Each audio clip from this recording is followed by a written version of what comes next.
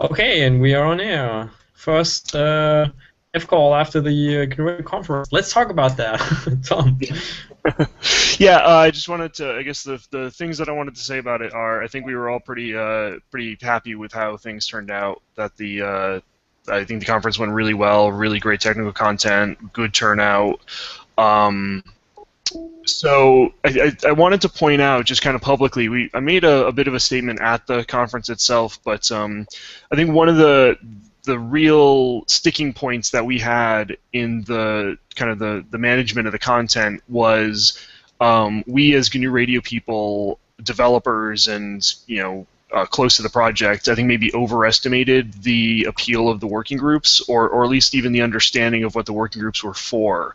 And this really came from last year when the working groups were was such a huge part of the Boston conference, and we couldn't drag people away from those discussions. So I think the that kind of put us in a mindset for to promote them as much bigger parts of the conference, and that didn't really seem to work for a majority of the audience. Like, people were sitting down and respectful and listened and everything, and that was fine. That was great. But I feel like the audience that came didn't get quite as much out of the working group sessions as we, the developers, did. So from that perspective, that's something that we're going to work on really hard for the next conference, for GRCon 15, is to figure out parallel things to do while we're having our working groups, so that the people who are heavily invested in the working groups can work on them, and the people who are interested in learning more about GNU Radio and what they can do and what it does can benefit from that. So I think that's like the biggest thing that I would, without seeing any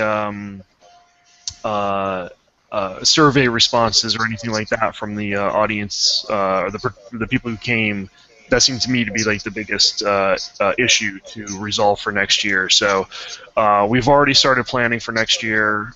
We've got between John, Ben Hilburn, myself, Michael Dickens, lots of people. We've already sat down and had some good chats about how we want to about what next year is going to look like, and hopefully make it a bigger and more interesting event for everybody. But having said that, that's like the one problem that I saw. I think everything else went really well. I think the presentations, the content was fantastic. So I was really pretty happy with it. Is there anybody else who wants to make a quick comment before I go on to GRCon 15? Do we have results from the survey yet? Oh, we'd have to ping John Malsbury about that. He's the one that collects stuff. So yeah, I don't have those on hand if they've been collected fully. Mm-hmm. Yeah. Yeah. So like I said, I was really happy. I think it was a pretty big success this year. Not a whole lot to say about next year. It's just, like I said, we're going to take a lot of the lessons learned from the fact that we doubled the growth of the conference between last year's and this year's. I think that's going to play a significant role in how we design the next conference as far as content and structure. So we'll be working a lot on that. We don't have a location identified yet.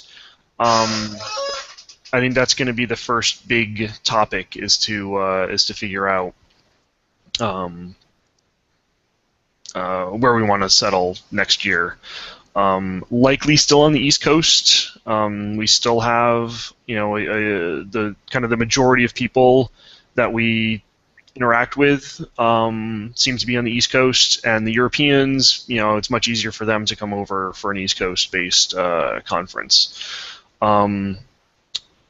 I think we would like to expand it to other areas of the country. Internationally is going to be a lot harder, but at least other areas of the U.S. I'm just not sure that next year is going to be the time to do that.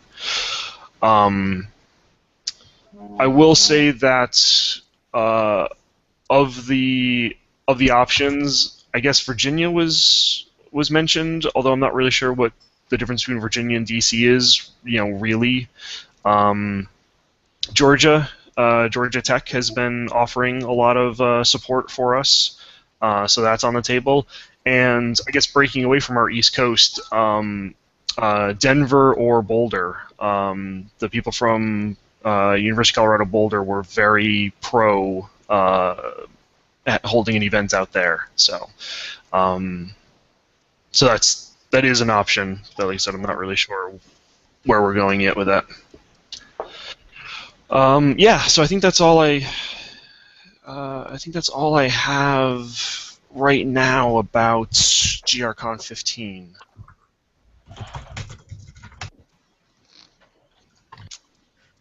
Yeah. So, and on the outline for today, it was just a few quick words. So I think that's probably all. Good. Yeah, I think we all enjoyed the conference quite a lot.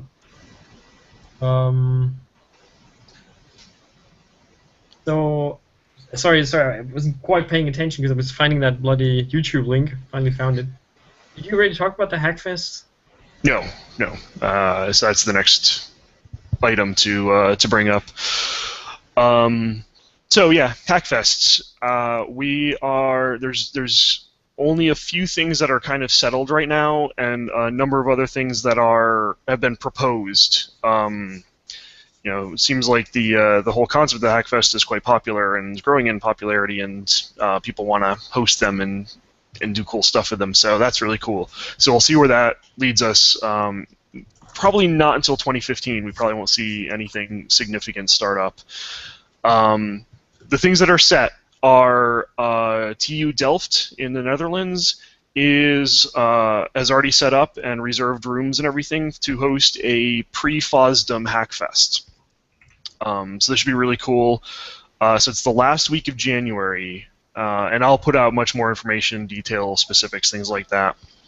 So we're going to hold it at the end of January at Delft. The part of the intent is that this matches up perfectly with FOSDEM, and Delft is not too far away from Brussels.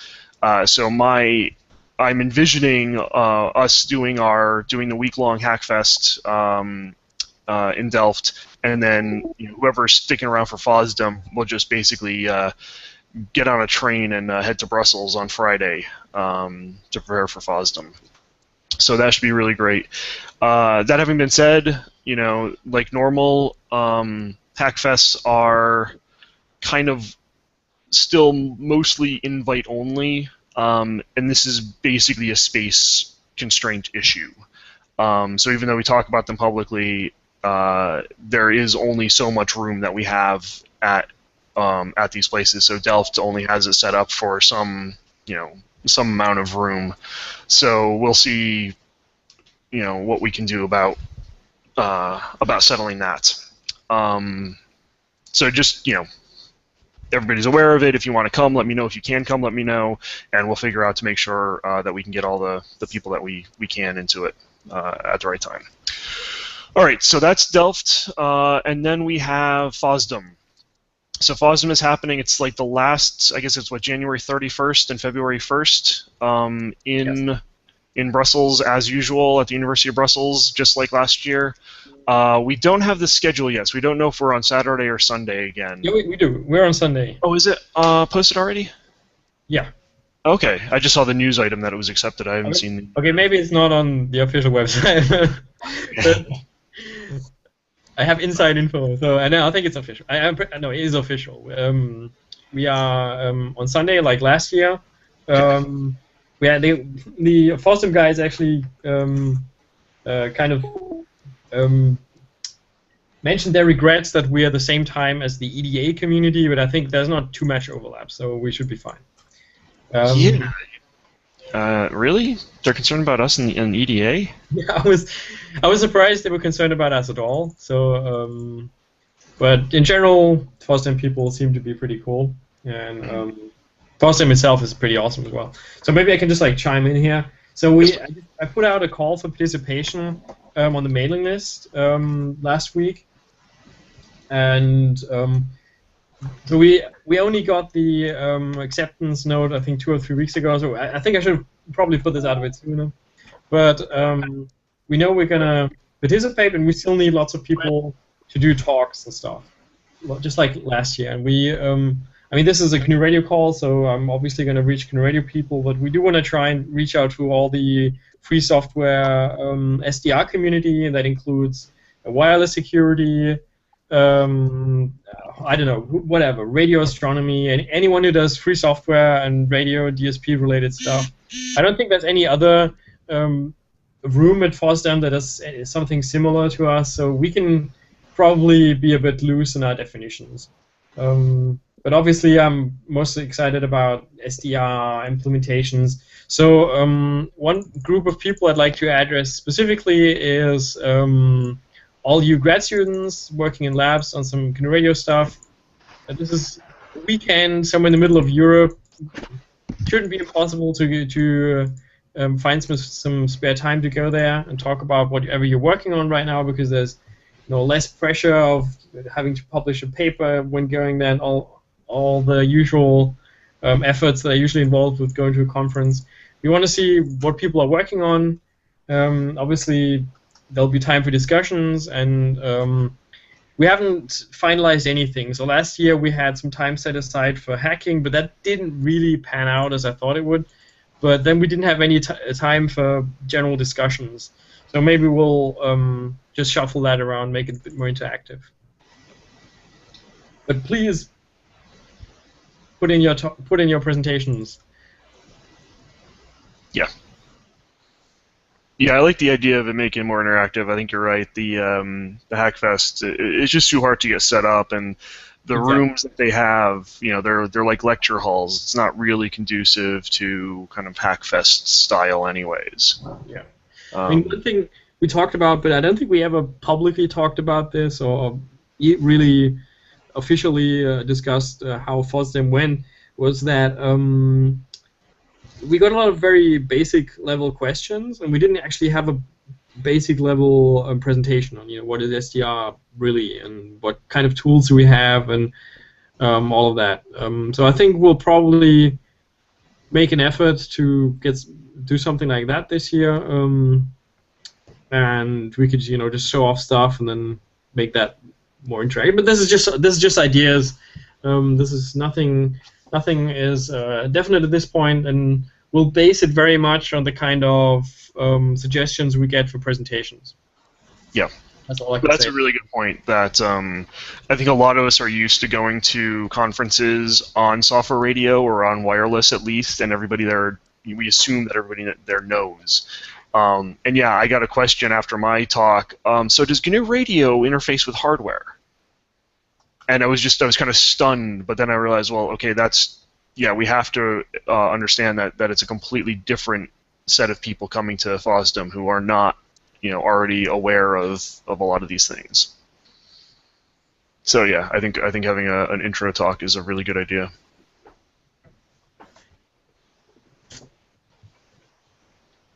Okay, I think that's all that we have on FOSDEM right now.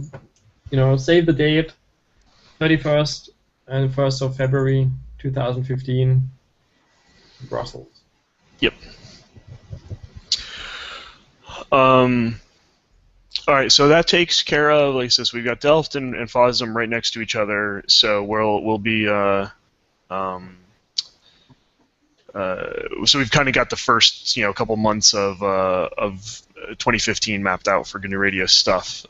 So there's definitely, like I said, there's been a few other companies and other groups that are kind of poking us or querying about how they could host a Hackfest. Should they? What can we do? When? Et cetera, et cetera. I won't say any names right now, just in case things don't pan out, or whatever. But it looks like there'll be plenty of opportunities around the country, maybe around the world, over the next year to get together and do some cool GNU Radio hacking. Obviously on the outline, Edis, because I don't mind mentioning them because they've hosted plenty of Hackfests. So we'll see about getting another one out there and timing and all that. So. And we are definitely up for that, obviously. Yeah, I figured. Yeah. It's just a matter of when, I would think. Yeah, I think on that note, so if anyone out there wants to host a Hackfest, they don't always have to involve everyone like Tom and myself and Jonathan. There's no reason that someone can't just host a local Hackfest, and then announce it on the mailing list. We can have infinite Hackfests. Not everyone will show up at all the Hackfests, obviously, but if there's someone that's interested in just doing a local one, that's great. Go ahead. Yeah, that's a good point. Totally. And I've started to see GNU Radio meetups. I think Denver is the Denver area with Mike Osman and a few of the guys out there have been holding some GNU Radio evening meetups for the past over the past few months. So that's great too. So we certainly encourage any excuse to get together and talk about this stuff. And Martin's right, we don't have to be there. Be great for us to know about it so we can help promote it and understand who's out there and doing stuff, but we certainly don't have to be there. Okay. I think that's all the announcements and festivities coming up. Yep.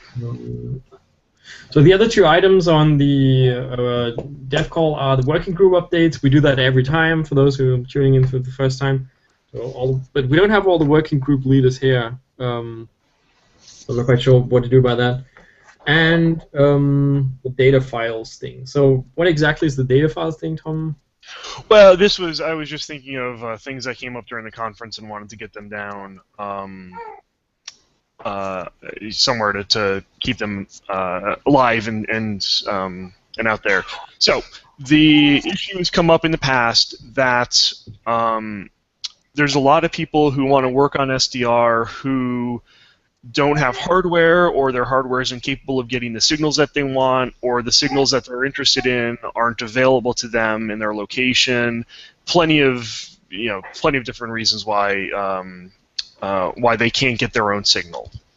So we have had this idea, and we do actually have a few data snapshots on the website, but there's been kind of a call for a larger number of data snapshots for various signals, varying quality,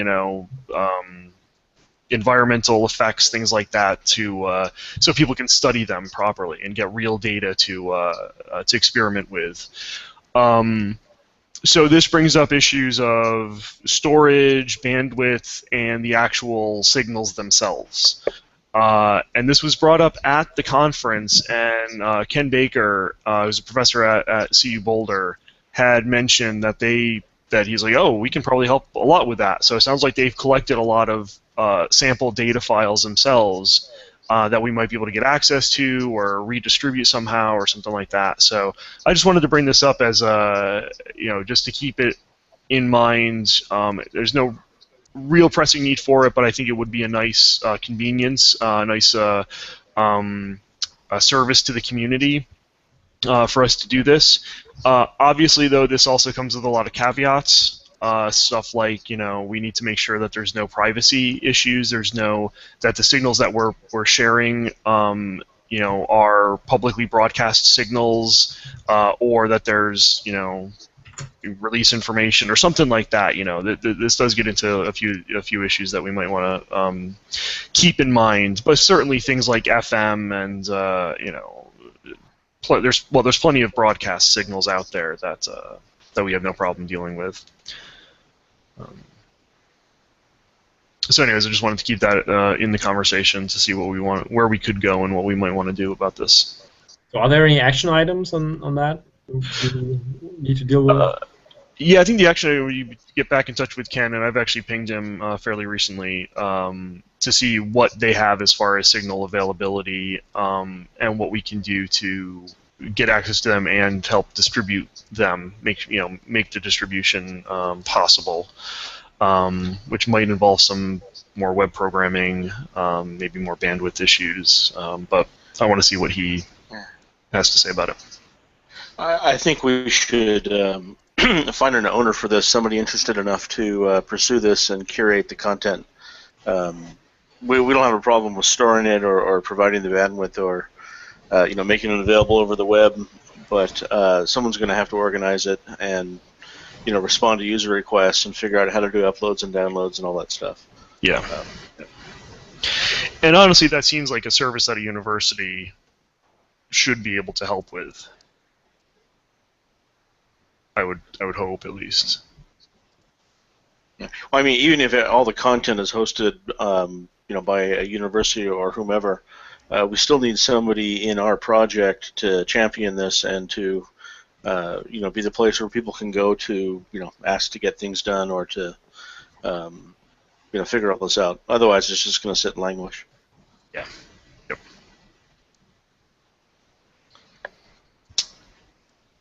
So you mentioned that we have all the whereabouts to host this stuff. It's just that we're lacking volunteers at this point. Essentially. Yeah. But if there is a curator, and again, if it's university-based, we might actually benefit from their bandwidth and storage capabilities. So we'll see where it goes, especially like if we can get Ken to get interested in this, we might be able to benefit greatly from that. Instead of having to rehost it, we just point to it. But Jonathan's right. If it does come down to us, yeah, we can work on that. Okay. Jonathan, do you want to say anything about upcoming releases? I'm sorry for putting you on the spot here. Actually, if you refresh the outline, I just put that as an action item to talk about. Okay. Yeah, I had planned to talk about it. So we have a 3751 planned here shortly. There's been an accumulation of semi-important and important bug fixes. We'll be probably tagging 3751 on Saturday, and then doing a release announcement and a new DVD ISO sometime early in the week. If there are any outstanding bug fixes that you guys want to get in, next couple of days are important to do that. Tom and I have already gone through the pull request queue and pushed everything that we have, so we're essentially done unless something else shows up before Saturday. Okay. Sounds good. Yeah, I don't think we have a handle on when a 376 is going to be released, though. No. Yeah, but we probably don't have that many things in the queue right now that need to be pushed out, right? Yeah, there's nothing that's really driving that at this point. I can see it maybe by the end of the year, but there's nothing on there that's driving us to release it yet. Okay. Let's talk about the working groups as far as we can. I think Sebastian is the only guy who can probably report. Oh, Tim's here. Yay. So, reports from GRCon. The working group session itself was kind of interesting. We got a lot of user feedback, and the discussion evolved around documentation, more or less, how to bring in documentation to GSD, or how to have user-created wiki pages that can link to a blog, so I can, jot down a note. I found some block that has a query behavior or a parameter that is not clearly defined in the document, like the doxygen, and then just put it there, and then at some point we can update the doxygen from those nodes. But this right now is just an idea, the main one that came out of that. And the another topic was the Qt part of GRC, which is now on the way with 2 new people helping, which is Andy and Steph. We split the work into the GUI part itself and the underlying flow graph model that handles all the dynamic variables and parameters and how things change if you change something. And we're seeing a lot of changes once that's done. But the GRC as it is right now will more or less keep features. I won't Sebastian, can you shut off your video because your audio is coming in and out, and maybe we can get more bandwidth this way? I'm on video. It was just like a black screen. It was just your yeah. There you go. Sorry. Okay. So, was any of it understandable? Yeah, mostly. You just kind of kept fading out, and but it sounds much better now. I think you were just talking about the Qt port. You want to, and that you've got help on that, and that seems to be going well. Anything about our Cheetah replacement discussions? Right. Yeah. So GLC, as other parts of GNU Radio, uses Cheetah as a templating system. But in GLC, it's not only used for actually templating the Python output, but it's also infused into the XML description of blogs that people write to add their blogs to GNU Radio. And replacing Cheetah is sort of something that has to happen at some point. The project's been inactive for quite a while now, and if we ever switch to Python 3, we will have an issue because they don't port it. So there is a need to replace Cheetah, and after discussions we came up with Mako as an alternative. However, replacing the block XML as it is right now with just another template system is maybe not the best thing to do. So the goal here is to replace the XML itself and get an interface for blocks that is written in Python rather than XML with a mix of templating in it. There's nothing concrete on this yet. I have some code working, and the goal will be to have an automatic translation from the XML as it is right now to the new format. So this switch should hopefully happen with not a lot of pain. Yeah.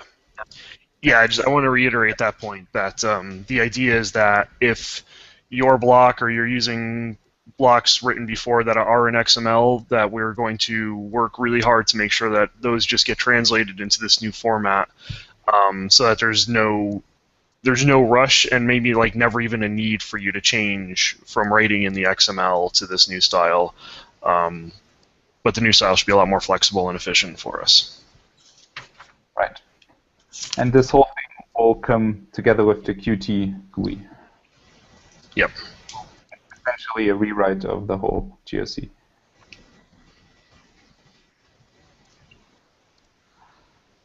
So this is, I think, all I have. There's been a couple of bug fixes. I have some branch that's going to allow to have message ports before stream ports in GOC created higher blocks, but that's something that I'll be pushing to master sometime when I've tested it. Okay. All right. So, are we good then, Sebastian? Should we move on? Yep. Cool. Good. All right. Tim, you able to speak from your car? Yeah, I don't have a lot of stuff to talk about. Honestly, I've been ridiculously distracted since the conference, so hopefully in the next week I can send out a scheduled call and we can make some progress. I know there's been some code contributed, but I haven't made really any progress. Okay. So can you maybe give us a very brief rundown of what actually happened at the conference in your session? Sure. So we talked about some of the different kind of existing models for stream and burst processing in GNU Radio, and then we talked through use cases and talked a little bit about where people have run into issues with those models as they tried to build applications. And so I guess we had some input, and we did.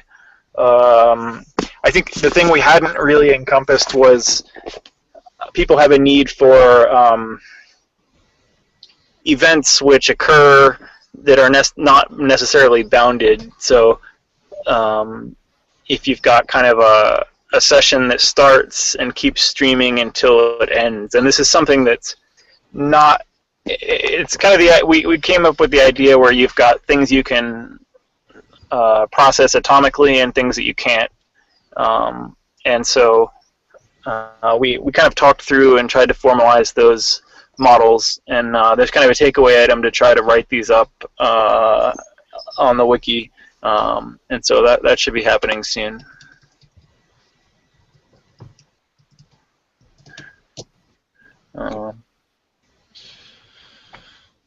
Okay, Right. thanks. So Phil and Doug aren't here. So I can give a quick rundown of what happened at the community working group session. It was pretty chaotic. I have to say, yeah, there was a lot of ideas floating around. So unfortunately, I haven't really been able to follow up on those. There's one thing that we want to try and do is we might need to rethink about how we interact with people. So right now, basically, it's the mailing list or nothing. And one suggestion that came up is that we try and focus on Stack Overflow again, trying to get some people that help answering questions there. So we're going to need some volunteers for that. So far, Samantha has volunteered to at least sort of point people back to the mailing list, so make sure that it doesn't starve or get stale. There was a couple of other ideas that never really made it very far, though, like working on a GNU Radio starter kit, like something that you could buy, and it's basically a RTL-STR dongle or something like that. So this is all ideas that never really matured very far. So there's not really much I can mention here about that. Yeah, that's pretty much it from my end, though. Okay. Okay. So I'll just jump in real fast for the Volk stuff. Okay. I think just issues that we dealt with at the conference were the split off and release of Volk and how we want to do that. So Nathan is pursuing a couple of options to allow us to distribute Volk as its own separate project, but keep it as either a subtree or a submodule, and there's trade-offs to both those methods, so that when you download or you check out GNU Radio, you get the latest version of Volk with it. I think we've talked about this before on one of our calls, but the concern is if we break off Volk and Volk gets all these great new protokernels or kernels, and it gets a new version for that, GNU Radio has to wait until the next version, API release to update the version of Volk required, and that seems suboptimal from both sides. So we want to make sure that we keep Volk as part of GNU Radio, but also allow it to be distributed as its own separate library. So that was, I think, one of the big issues that we dealt with. Other issues are with the new Neon assembly. There were some hiccups in support for that, but I think we fixed most of those bugs. I think there might be still a couple outstanding issues for some strange, like ARM v6 processors or something. I don't know off the top of my head what that is. But the other thing that Nathan wanted to point out, and I'll just put it in our chat here, is this coverage table for Volk.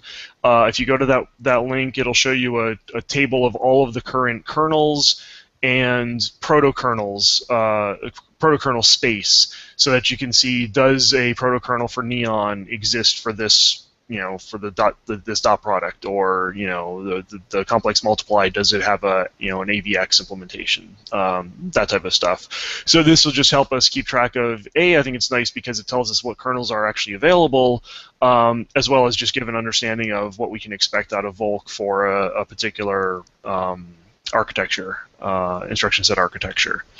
So hopefully we'll see a lot more of these reds turn to greens over time.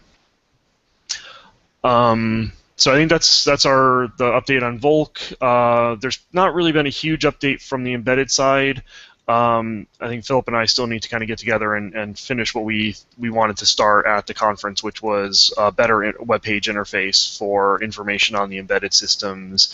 Probably update what we're releasing, what we're supporting, those types of issues. But we haven't really gotten together on that. He and I have been, I think, kind of busy in either he's busy or I'm busy, it seems like, since the conference. And then the coprocessor working group, I don't know, maybe Jonathan would want to step in and say something quickly about this, but we had a good call early I think it was Monday of this week, a good call trying to discuss the actual implementations of the issues that were raised at the conference, and Doug has already created issue tracker items to be addressed, so I think we've got a pretty good handle on that. But Jonathan, if you want to say more. Yeah, we started on a branch to implement several of the feature called out in the items that were added to the tracker. So right now, we have the idea that block writers can signal to the runtime that they need to have special memory handling, and then the runtime will record that information. Then we're going to be, and Michael Dickens is working on this part, adding specialized buffers for dealing with the singly and doubly mapped cases where the blocks own their own memory. So that work is finally done. We're looking toward the end of this month for a first spin on what we talked about during the call, and that should happen without a problem, and then we'll see where it goes from there. Hey Tom, just to roll back to one of the things you mentioned, is the discussion regarding breaking Volk out. Is that happening as part of the Volk working group, or are those discussions happening offline? It's having part of the Volk working group. Yeah, we had that as a open discussion during the Volk working group session at the conference. Okay, thanks.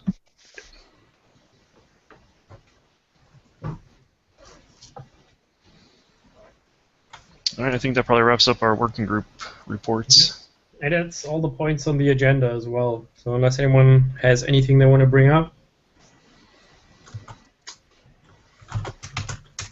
Doesn't look like it.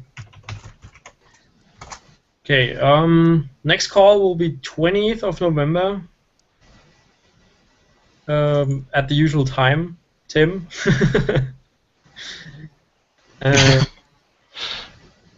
Yeah, I'll put up a wiki page for that, so if anyone wants to discuss stuff, put it on the wiki page. Working groups usually have their own calls, which are announced on the mailing list. Yeah, I think that's it. Yep, sounds good to me. Okay, bye-bye everyone. See you in a month. Thanks. Yeah.